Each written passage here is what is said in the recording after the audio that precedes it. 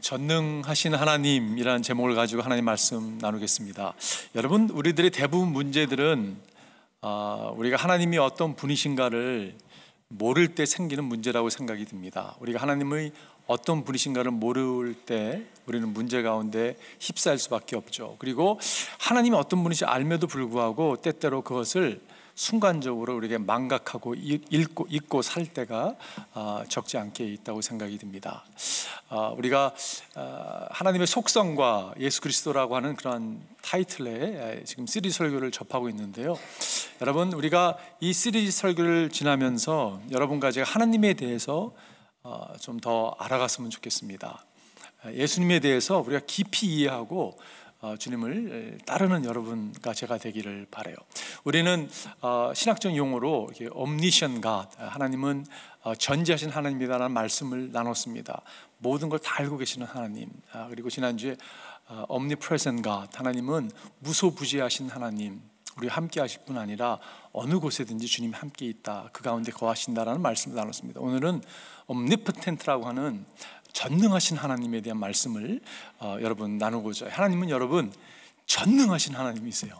우리가 많이 표현하고 들어서 알 수 있지만, 여러분 다시 한번 이 전능하신 하나님께서 오늘 주일을 맞은 여러분과 저에게 말씀해 주기를 바랍니다. 저는 전능하신 하나님을 생각하다가 태양을 한번 생각해 보았습니다. 여러분, 태양이 지구와 적절한 거리에 있어요, 그죠? 만약에 조금만 더 떨어져 있어도 우리는 다 얼어 죽을 것입니다. 조금만 더 가까이 있어도요, 지구가 태양이 조금만 가까이 있어도 다 타 죽을 것이에요. 그런데 하나님께서 적당한 거리를 허락해 주셔서 우리가 태양을 인조하는 자리까지 나아가는 것을 볼 수가 있죠. 여러분, 태양이 만들어내는 에너지가 1초에 인류가 그동안 사용했던 모든 에너지보다 더 강력하다고 이야기를 하죠. 과학자들이 얘기합니다. 300억 원 정도를 앞으로 태양이 더 그 에너지를 품어낼 거라고 이야기하고 있는 것을 보게 돼요. 그 태양을 누가 만드셨습니까, 여러분? 그 태양을 하나님께서 이렇게 만드셨다라고 성경은 증거하고 있죠. 오늘 본문은 그 다윗이 쓴 시편입니다. 오늘 1절을 이렇게 시작합니다. 주 우리 하나님, 주님의 이름이 온 땅에서 어찌 그리 의염이 넘치는지요.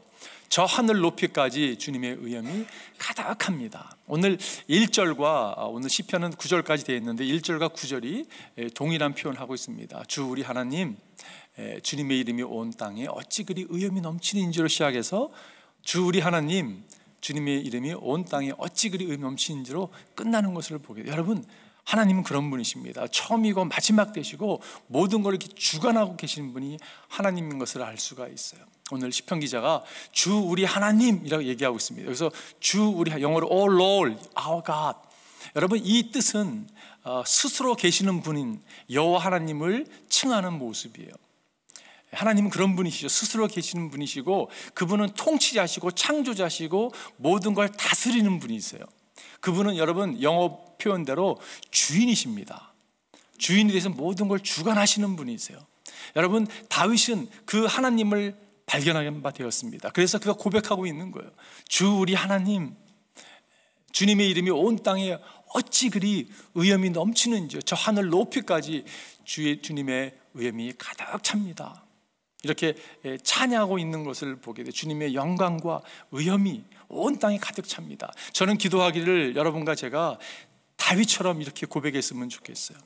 하나님, 당신은 주인이십니다. 통치자십니다. 창조주 하나님이십니다. 그리고 그 동일한 하나님은 나의 삶을 주관하시고 다스리시고 능력으로 역사하시는 분이십니다. 이렇게 여러분과 제가 고백하기를 바라요. 오늘 말씀을 통해서 전능하신 하나님을 여러분과 제가 정말 glimpse of His greatness, 정말 그분의 작은 정말 한 면을 여러분과 제가 발견한 바 됐으면 좋겠고요.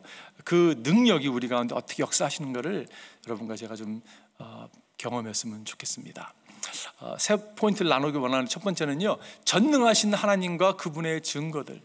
여러분, 하나님의 전능하심이 그분이 만든 창조물에서 증거하고 있는 것을 우리가 알 수가 있습니다. 오늘 3절에 보니까 주님께서 손수 만드신 저 큰 하늘과 주님께서 친히 달아놓으신 저 달과 별들 내가 봅니다.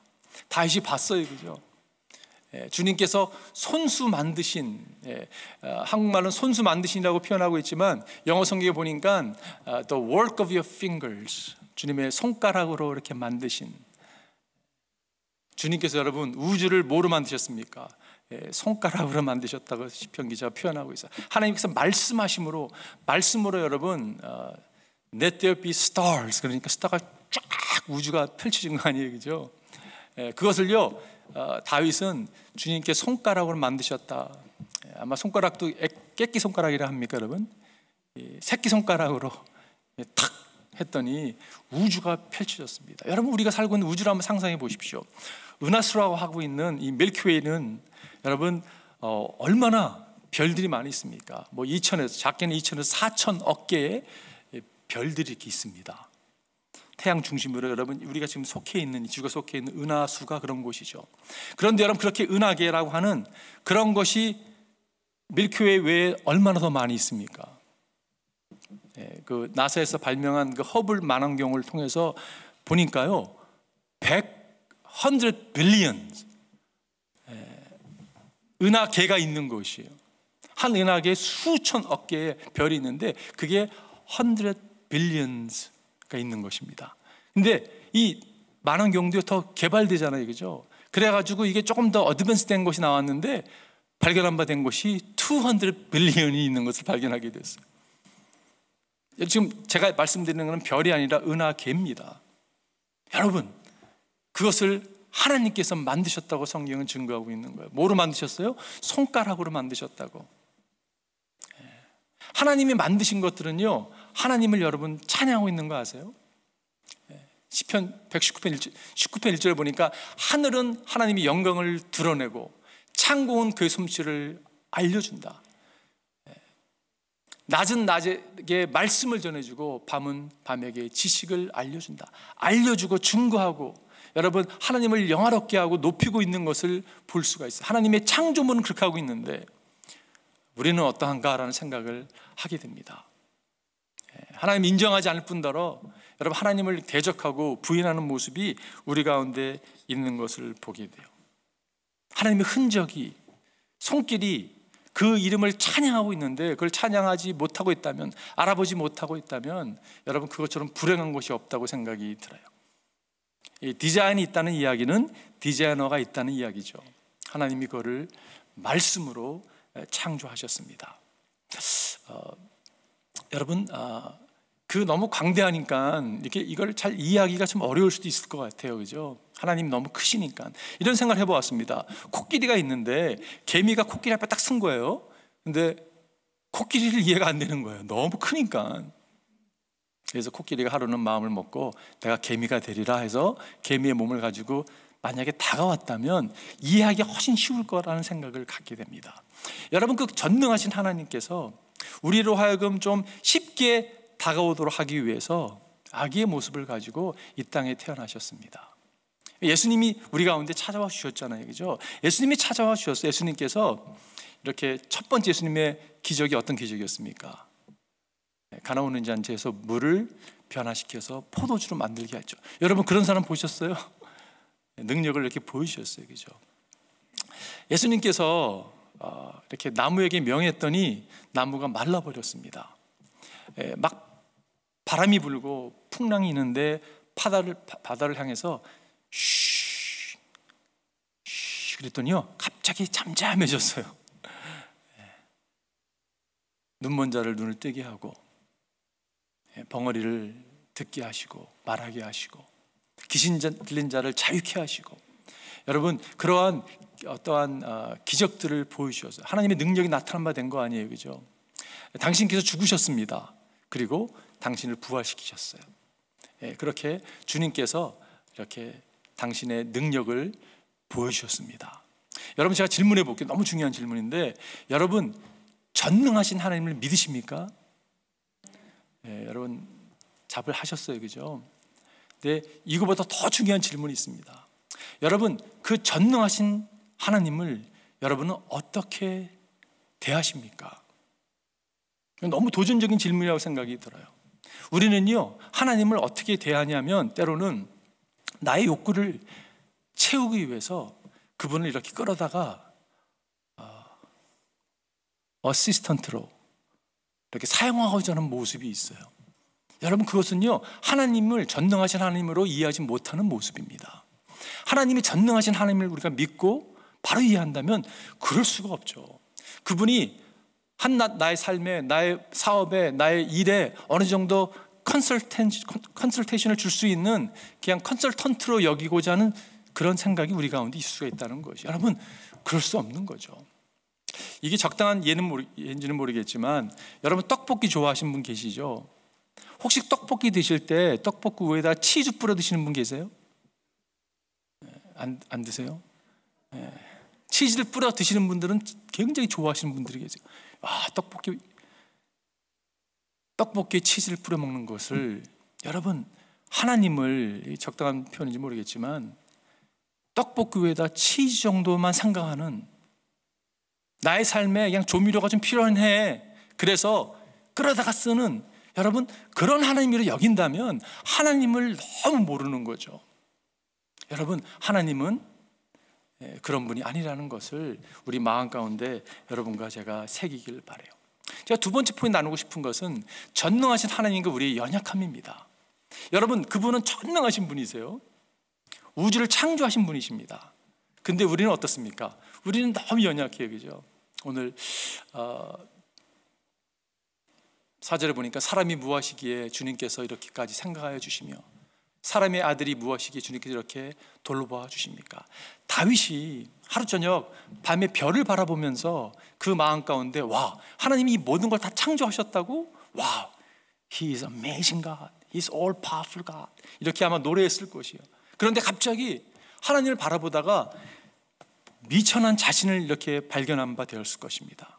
그러면서 감격이 막 찾아온 것이에요. 아니, 그 전능하신 하나님께서, 우주를 창조하신 그분께서 사람이 무엇이간데 주께서 이렇게까지 나를 생각해 주고 내가 무엇이간데 주께서 이렇게 돌보아 주십니까? 라고 여러분, 그가 찬양했다는 것이에요.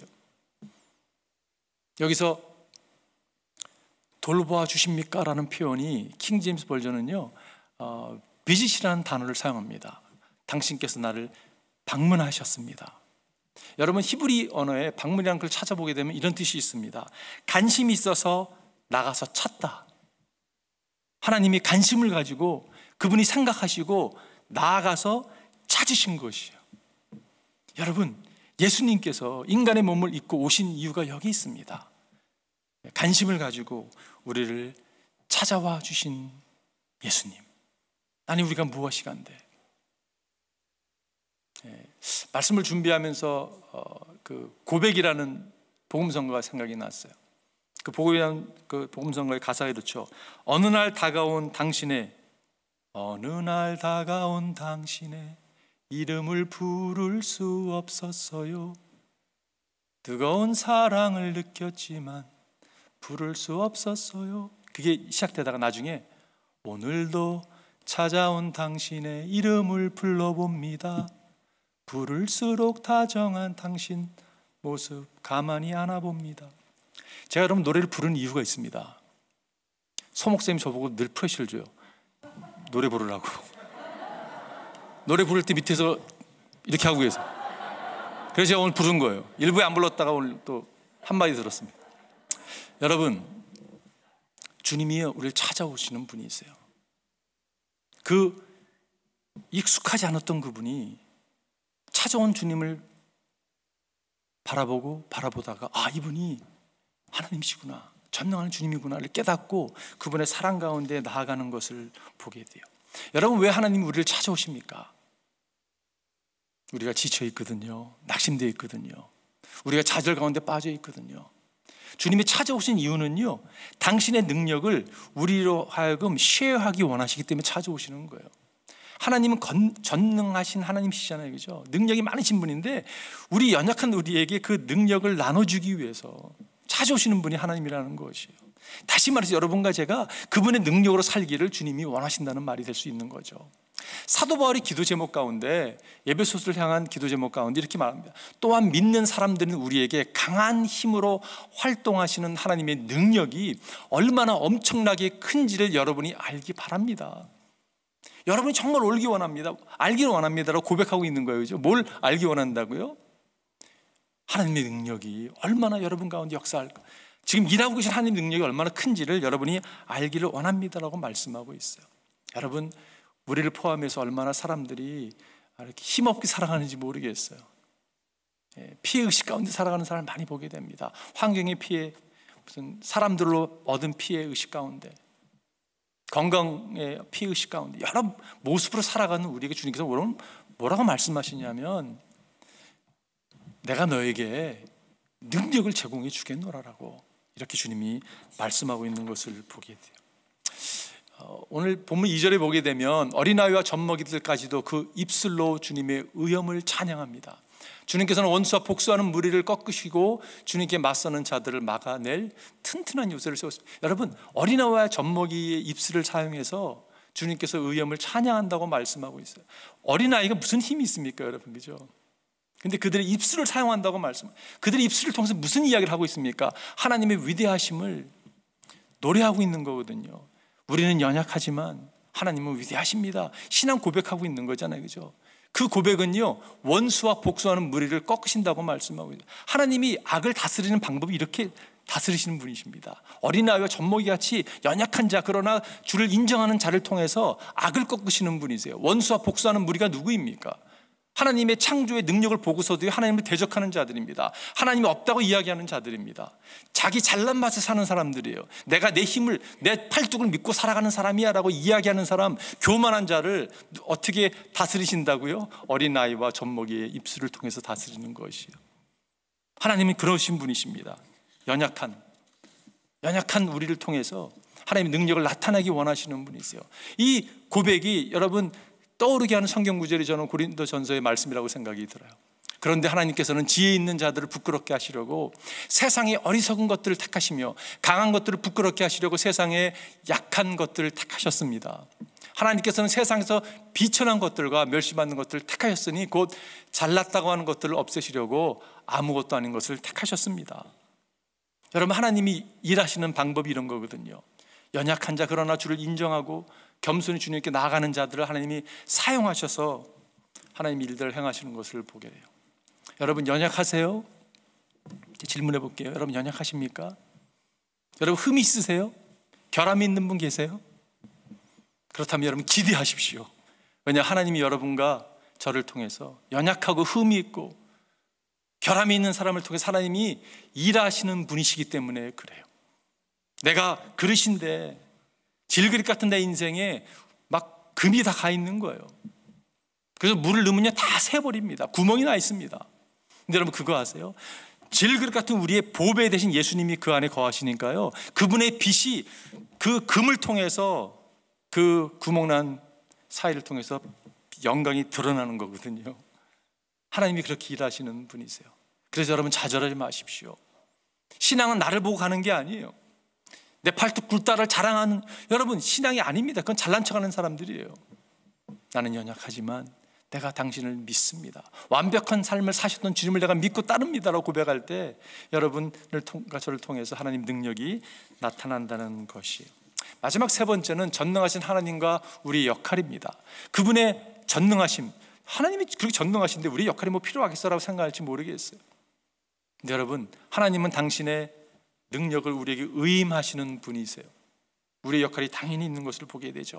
5절에 보니까 주님께서는 그를 하나님보다 조금 못하게 하시고 그에게 존귀하고 영화로운 왕관을 씌우셨어요. 여기서 하나님보다 조금 못하게 하시고, 여러분 이게 말이 된다고 생각하세요? 여러분과 제가 하나님보다 조금 못하다고요? 네. 우리 개역개정에 보게 되면 천사보다 조금 못한다는 표현을 하고 있습니다. 오늘 NIV도 a little lower than the heavenly being이라고 얘기하고 있어요. 근데 아마 세 번역을 이렇게 하나님이라고 표현한 이유가, 이 원래 언어를 보게 되면, 히브리어를 보게 되면 엘로힘이라고 하는 하나님을 칭하는 단어를 사용하고 있습니다. 여러분, 만약 이게 맞다면 여러분과 저는 하나님 창조하신 창조물을 가운데 가장 존귀한 자잖아요, 그죠? 아니, 천사라는 해석이 맞다 하더라도요, 우리는 존귀한 자라고 성경은 이렇게 이야기하는 것을 보게 됩니다. 그에게 존귀하고 영화로운 왕관을 씌웠다고 말씀하고 있어요. 이 의미가 무엇입니까? 존귀하고 영화로운 왕관을 여러분과 제게 씌워주셨어요. 그 말은요, 여러분과 저는 하나님의 형상으로, Image of God, 하나님의 형상으로 창조함을 받았다는 의미입니다. 하나님의 형상으로 창조를 받았다는 의미는 뭐냐면 여러분과 제 인격과 성품이 하나님처럼 지어졌다는 것이에요. 존귀한 자잖아요, 그죠? 그 의미는요, 인격적인 교제를 할 수 있는 능력이 우리 가운데 주어진 것이에요. 서로를 존귀 여길 수 있는 그런, 여러분, 그것이 하나님 형상이거든요.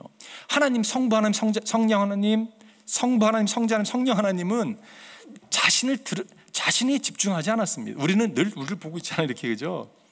근데 그분들은 서로를 이렇게 존귀 여기고 높였습니다. 그 가운데 진정한 의미에서 교제가 일어난 거거든요. 존귀 여기는 이게 하나님 형상이거든요. 하나님 형상이 깨어졌기 때문에 여러분, 우리는 깨어진 형상으로 살다 보니까 사람을 볼 때 어떻게 하면 저 사람을 이용해 버릴까, 어떻게 하면 저 사람에게 뭘 정말 이익을 내가 챙길까라는 생각으로 살아가는 모습이 있습니다. 비인격적으로 대하는 모습이 있죠. 그런데 하나님 형상이 회복된 사람들은, 예수 그리스도를 통해서 회복된 사람들은 사람을 바라볼 때 눈이 달라집니다, 여러분. 최소한 제가 주를 어린 나이에 만나고 나서 가장 큰 변화는 내가 나를 바라보는 눈이 바뀌었어요. 나를 바라보면 너무 변화가 찾아온 거예요. 내가 존귀한 자구나. 그리고 다른 사람, 타인을 바라보는 눈이 달라졌습니다. 과거에는 타인을 바라볼 수 있는 마음이 여유가 없었습니다. 근데요, 어떻게 하면 저 사람을 사랑할 수 있을까? 어떻게 하면 섬길 수 있을까? 어떻게 하면 존귀 여길 수 있을까라는 마음을 하나님이 주신 거예요. 여러분, 이것이 깨어진 형상이 회복된 사람의 모습이죠. 예수님은 우리에게 그 깨어진 형상을 회복시키기 위해서 찾아오신 분이잖아요, 그죠? 그럴 때 여러분, 어떤 일이 일어납니까? 사람을 존중히 여기는 모습으로 나아가는 것이요. 창세기 1장에 보게 되면 하나님이 당신의 형상대로 사람을 창조하셨으니라고 말씀하고 있잖아요, 그죠? 그 하나님의 형상대로 사람을 창조하셨다, 하나님이 그들을 남자 여자로 창조하셨다고 말씀하고 있어요. 우리는 하나님의 형상대로 창조함을 받은 사람입니다. 그러나 그 형상이 깨어진 바 되었고, 깨어진 것을 다시 회복시키고 주님은 오셨고, 주님을 받아들일 때 형상이 회복될 뿐 아니라 여러분, 다른 사람을 섬기는 자리에 나아간다는 것이요. 5절 바로 연결되는 말씀이 오늘 본문의 6절이죠. 주님께서 손수 지으신 만물을 다스리게 하시고 모든 것을 그의 발 아래 두셨습니다. 그러면서 쭉 이어지는 말씀이 창세기 지금 1장 27절을 우리가 금방 보았는데 28장에 이어지는 말씀으로 이해가 되는 것을 알 수가 있어요. 28장에 보게 되면 하나님이 그들에게 복을 베푸셨다, 하나님이 그들에게 말씀하시기를 생육하고 번성하고 땅에 충만하여라, 땅을 정복하여라, 바다와 고기와 공중의 새와 땅 위에 살아 움직이는 모든 생물을 다스려라 하셨습니다. 여러분, 하나님께서 인간을 만드신 목적이 명확하게 드러난 바 된 것을 알 수가 있어요, 그죠? 생육하고 번성하고 충만하고 정복하고 다스리는 것이에요. 이것이 인간을 만드신 하나님의 목적이었습니다. 근데 이것이 어떻게 됐다고요? 형상이 불순종함으로 깨어짐을 알미암아 헤매이고 있던 우리에게 주님은 찾아와서 회복시켜 주셨다면 우리가 다시 다스릴 수 있는 자리에 나아간 거예요, 그죠? 근데 어떻게 다스릴 수 있을까요? 무엇으로 다스릴 수 있을까요? 다스린다는 의미가 무엇일까요? 여러분, 다스린다는 의미는 사랑한다는 거죠. 존귀 여긴다는 거죠. 이게 하나님의 형상, 성품을 따라 만드는 우리의 모습이기 때문에 그렇습니다. 여러분, 다스리십시오. 통치하십시오. 정복하십시오. 무엇을 정복하고 통치합니까, 여러분? 복음으로 통치하고 다스려야 되는 거예요. 사랑으로, 섬김으로 나가야 되는 거죠. 존귀 여겨야 된다는 거죠. 제가 지난 주에 제가 일주일에 여러분 2번은 이렇게 유산소 운동을 하기 위해서 타운에 있는 탁구장을 찾아갑니다. 그래서 시간을 이렇게 정해놓고 저랑 함께 운동하는 분들이 몇 분 계신데 연락을 해서 같이 만나서 운동하자고 이렇게 시간을 정해놓고 시간이 맞으면 가서 운동을 해요. 시간이 안 맞으면 가서 운동하기 좀 쉽지 않습니다. 시간을 정해놓고 가는데 이제 가면 가끔씩 이렇게 그래서 저는 어렸을 때 탁구를 쳤던 사람이기 때문에 좀 실력이 있잖아요, 그죠? 그런데 막 초보자든지 막 배우는 분들이 치고 싶어하죠, 잘 치는 사람들과. 그럼 가끔 제가 이렇게 좀 이렇게 가르쳐 드리기도 하죠. 근데 저도 이제 시간이 리밋돼 있으니까 선수들과 운동하고 이제 빨리 가야 되는데, 가면 시간이 여기가 늘 가르쳐 줍니다. 근데 외국 사람이 좀 계신데, 클럽에 외국 분들 몇 분 계신데, 그분의 한 분은 제가 좀 마음에 좀 그분을 볼 때마다 좀 부담되는 분이 계셨어요. 왜냐하면 과거에 제가 좀 가르쳐 드렸면 그분은 이제 좀 배우면 이제 좀 저도 운동을 해야 되니까 좀 이렇게 배려를 해줘야 되는데, 그런 배려심이 별로 없는 분이세요. 늘 자기 중심으로 생각하고, 탁구장에서 목소리도 좀 크고, 뭐 잘 나오지도 않으려고 그러고, 뭐 이런 분이세요. 그래서 제가 마음에 좀 저 사람은 왜 저럴까라는 생각이, 판단하면 안 되는데 판단하는 마음이 제 마음이 있었던 것 같습니다. 근데 그날도 가자마자 운동도 옷 갈아입고 운동도 하기 전에 저를 보자마자 또 얘기하는 거예요. 오늘 10분 나랑 해줄 수 있냐고. 근데 여러분, 제가 그 사람이 내가 목사인지 알거든요. 얼굴을 쫙 깔았습니다. No thank you 그랬어요. 차갑게 대했습니다. 제 마음에 무슨 마음이 있었냐면, 배려심이 없는 사람을 향해서 좀 레슨을 줬으면 좋겠다라는 생각이 제 마음에 있었던 것 같아요. 그리고 이제 운동을 하는데 또 가다가 저보고 그러는 거예요. Can you just play with me 5 minutes? 그러는 거예요. 5분만 할애할 수 있냐고. 못 들은 적 있습니다. No 그랬어요. 그리고 탁구를 치는데 좀 부담이 되잖아요. 그럼 제 마음 가운데 나름대로 합리화하는 거예요. 탁구를 세게 치면서 셀피시한 모습은 없어져야 돼. 저렇게 배려심이 없는 거는 옳지 않아. 막 치고 있는데, 여러분, 누가 배려심이 없는 사람이고 셀피시한 사람입니까? 제 모습을 이렇게 발견하게 되는 거죠. 내가 그 모습이죠. 그런데도 제가 그날 계속 탁구를 쳤습니다. 그분이 밖에서 기다리고 있더라고요. 이렇게요, 끝나기를. 근데 그분이 갈 때까지 전 탁구를 쳤어요. 결국은 그 사람이 떠났습니다. 그러고 나서 이제 그만하자고. 너무 무리한 거예요. 제가 그날 너무 많이 친 거예요, 탁구를요. 그 집에 갔는데 조금 몸이 좀 그렇게 썩 좋지는 않았습니다. 자고 일어났더니요, 몸에서 막 담이 든 것처럼 몸이 너무 아픈 거예요. 그 다음날 새벽에 교회 와서 기도를 하는데 하나님께서 저에게 야단치시는 것 같아요. 야, 그래 네가 목사인데. 제가 그날 아침에 많은 생각이 들었습니다. 정말 하나님께 회개했어요. 하나님, 그거 옳지 않습니다. 그리고 그 사람은요, 누구였냐면 유대인 납비였어요. 제가 그 사람 유대인 납비인 것도 알고, 그래서 제 마음 가운데 아니 그래도 저 납비라는 사람이 저렇게 배려심이 없어, 이 생각이 깔려 있었거든요. 그래서 여러분, 목사가 그래도 납비보다 더 나아야 되지 않겠습니까? 같이 똑같이 하는 모습이잖아요, 그죠? 제가 그날 이런 생각이 들었어요. 하나님께서 어렸을 때 운동할 수 있는 기회를 주셔서 내가 이렇게 터득한 만약에 실력이고 기술이라면 그걸 허락한 것은 이유가 있는 거라는 거예요, 그죠? 야, 내 팔뚝 굵어, 나보다 잘하는 사람 없잖아, 이런 자랑이 아니라 그걸 통해서 여러분, 다른 사람을 존중해 여겨주고 사랑해주고 섬기라고 주신 거잖아요, 그죠? 여러분과 저에게 허락하신 어떤 은사나 물질, 여러분, 내가 잘나서, 여러분 잘나서 얻은 사람이 누가 있어요, 그죠? 하나님은 우리로 하여금 섬기라고, 존중해 주라고, 사랑하라고, 그걸 통해서 오히려 복음을 증거하라고 허락했다는 거죠. 여러분과 제가 이걸 잃지 않기를 바라요. 창세기 1장 28절에서 하나님 형상으로 창조를 받은 우리에게 이렇게 의임하셨던, 통치하고 다스리라고 말씀하셨던 그 동일한 하나님이 여러분 신약에서 나오죠. 그게 지상명령의 말씀입니다. 예수께서 다가와서 그들에게 말씀하셨다. 나는 하늘과 땅의 모든 권세를 받았다. 이 받은 권세를 내가 너에게 의임한다라고 말씀하는 거거든요. 하나님이 깨어진 형상이 회복됐습니까? 회복됐는가? 그렇다면 내가 이제 너에게 의임한다라고 말씀하면서 주셨던 말씀이 지상명령이죠. 그러므로 너희는 가서 모든 민족을 제자로 삼아서 아버지, 아들과 성령 이름 세례를 주고 하면서 이어지는 말씀이 지상명령입니다. 하나님께서 여러분과 저를 하여금 섬기라고, 사랑하라고 주님께서 우리를 회복시켰다는 것을 여러분 절대 놓치지 않는 여러분과 제가 되기를 바라요. 저는 결론을 내리면서 오늘 2절의 말씀을 다시 한번 여러분에게 소개하고 싶습니다. 어린아이와 젖먹이들까지도 그 입술로 주님의 의음을 찬양합니다 라고 말씀하고 있어요. 여러분, 성경을 보게 되면 예수님은요, 뭐 우리가 잘 알듯이 예수님은 말씀 자체시죠. 말씀이 육신이 돼서 우리 가운데 거하신 분이 예수님이시잖아요. 예수님은 모든 말씀을 성취하신 분이십니다. 예수님은요, 행한 모든 것이 다 말씀을 선포하고 있어요. 말씀을 인용하시고 말씀을 선포했던 분이 예수 그리스도신데, 예수님이 시편 8편의 말씀을 복음서에 보면 인용한 것을 알 수가 있어요. 특별히 2절을 인용했습니다. 이 말씀을 인용하셨어요. 마태복음 21장에 보게 되면 이런 컨텍스트입니다. 그러나 대제사장들과 율법학자들은 예수께서 하신 여러 가지 놀라운 일과 또 성전 뜰에서 다윗 자손에게 호산나 호산나 하고 외치는 아이들을 보고 화가 나서, 지금 이 컨텍스트가 어떤 컨텍스트냐면, 예수님께서 예루살렘을 입성하십니다. 여러분, 유대인들은 어떤 기대감이 있었냐면, 메시아가 오게 되면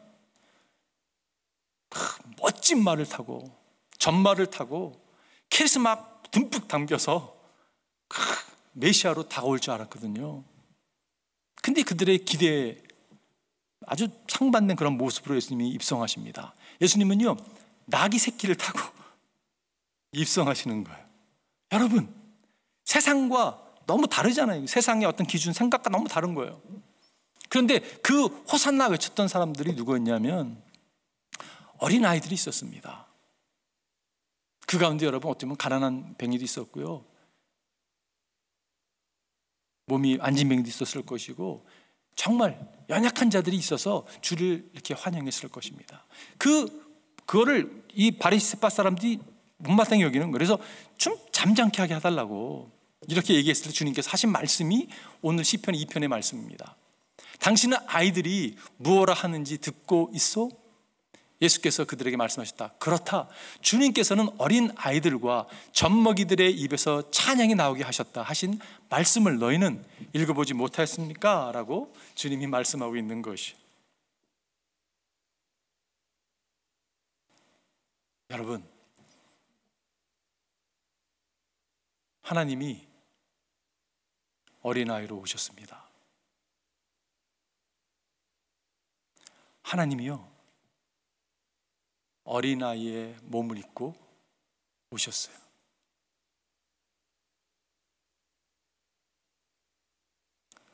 하나님이 어린아이의 몸을 입고 오셔서 말 구유에 누우셨습니다. 그리고 성장하셨습니다. 그 전능하신 하나님께서 발렌티얼리 자진해서 능력을 거부했어요. 권세를 붙들 수 있는 그분인데 권세를 붙들지 않았습니다. 그리고 그분의 마지막 길은 십자가를 향해서 걸어가셨습니다. Why? 왜 주님께서 그렇게 하셨습니까? 그렇게 하시는 것은요, 그게 하나님의 영적인 원리예요.